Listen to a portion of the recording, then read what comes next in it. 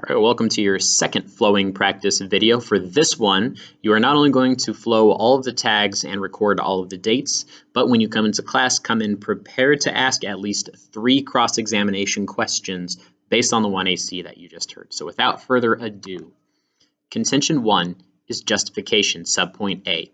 Drone sales are skyrocketing. This is by Court in 18.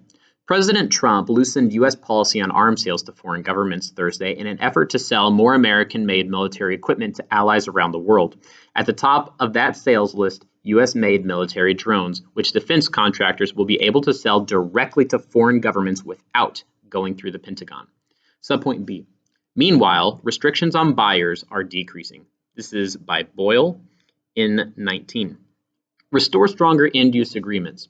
The Trump administration's policy weakens the requirement for end-use monitoring for drones sold under direct commercial licenses, restoring restrictive end-use restrictions on commercial sales of U.S.-made drones and insisting on accountability for violations, including revoking foreign purchase rights if necessary, would restrain states from taking risky actions with the technology. Subpoint C. Policy changes made by Trump, even if not actively pernicious, are vague and fail to set standards. This is by Smith in 18. These policies won't do it, said Sikora, who is now president of the consulting firm Quadrigi, which sells a third generation of Socrates text-based tools, such as research and automated competitive analysis. They're just the same old State Department-type policy statements written by the committees of MBAs and private consultancies. There is nothing strategic about them. Thus, my partner and I offer the following plan text. The United States federal government should substantially reduce direct commercial sales and/or foreign military sales of remotely piloted aircraft and autonomous aircraft. Specifically, the United States will discontinue the export of armed drones and will establish end-use controls on the export of unarmed drones. Our second contention is solvency. Subpoint A. Stricter rules governing exports restore global norms. Use restrictions meaningfully restrict drone supplies. This is by Krebs in 18. A different view, one that I have argued elsewhere and still maintain, is that the U.S. is well positioned to continue limiting the proliferation of armed drones and should uphold its current restrictiveness. A number of factors support this position. One is that the more advanced drones, such as the Reaper, can lower the threshold for conflict by removing the risk of soldiers and other personnel and making the technology easier to use. American policymakers, most prominently Obama, have repeatedly acknowledged that the technology-made drones seem like a cure-all for counterterrorism. The more countries that have this technology, the more destabilizing it is for regional and international security. Our third contention is our first advantage. Subpoint A. Norms are weakening now because of irresponsible U.S. behavior. This is by Burgers in 18. Increased drone sales and exports raise some concerns. One such problem resides in the area of their application as instruments in anti-terror operations. Increasingly, drones are becoming the go-to global policy tool against terrorists and insurgents. In some cases, their use against organized criminals has been considered. Drone strikes worldwide are on the rise, and the list of nations conducting drone strikes against terrorists or suspected terrorists has expanded considerably since the early years of drone strikes.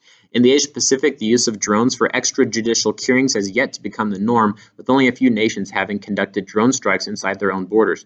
For reasons discussed in our prior article, this practice seems unlikely to take hold in the region. Subpoint B.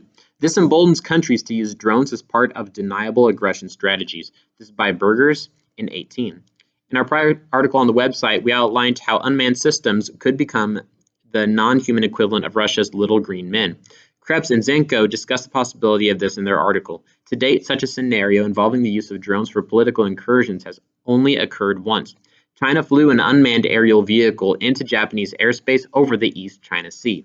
The scenario has not been repeated since. If the United States were to reignite its drone export operations, notably to states willing to take risks in their respective conflicts, the possibility that Reapers and Predators would be used for offensive political purposes would likely increase, feeding into an arms race. Subpoint C. It also lowers the threshold for conflict by reducing the cost of hostilities. This is by Stratfor Analysts in 16. The lucrative business of exporting armed drones could lead to proliferation of the technology that can make a country's decisions to take military action more likely. Having the ability to deploy effective unmanned platforms in a conflict reduces the casualty risk, thus weakening the barrier to initiating a military operation. Subpoint D. Drone use increases the chance of multiple hotspots escalating. This is by Boyle in 19. Countries can also use drones to coerce their enemies with limited strikes. Drones are potentially very attractive for this purpose because they radically lower the cost for the attacker, allowing the power to be projected at lower levels of risk. It is possible to imagine scenarios in which the governments threaten their enemies with repeated drone attacks in attempts to coerce them into important disputes. Especially when one side has a technological advantage, the potential for use of drone-led coercion is likely to spread into conflict flashpoints around the world, such as South Korea versus North Korea or India versus Pakistan. Our fourth contention is our second advantage, which is human rights. Subpoint A. Poor command and control globally ensures countries use drones poorly. This is by Thompson in 18.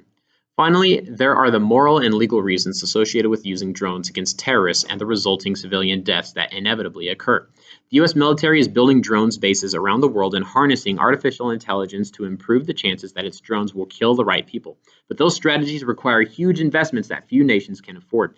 That means that U.S. drones sold to foreign militaries are likely to kill even more civilians than U.S.-operated drones. Subpoint B. Even the best case scenario, remote targeting increases the odds of collateral damage. This is by Bonazzo in 18. Advocates have raised several human rights concerns about Trump's drone policy. The crafts still aren't reliable in combat. 32% of those killed in U.S. drone strikes have been innocent civilians, including children. Several hostages have also been collateral damage in drone strikes. Subpoint C. The United States is morally culpable for these losses. Action to close norms gaps is vital. This is by Thompson in 18.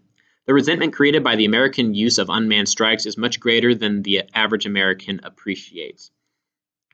They are hated on a visceral level, even by the people who've never seen one or seen the effects of one. Subpoint D. The U.S. can use its export dominance as a form of leverage. This is by Stratfor Analysts in 16.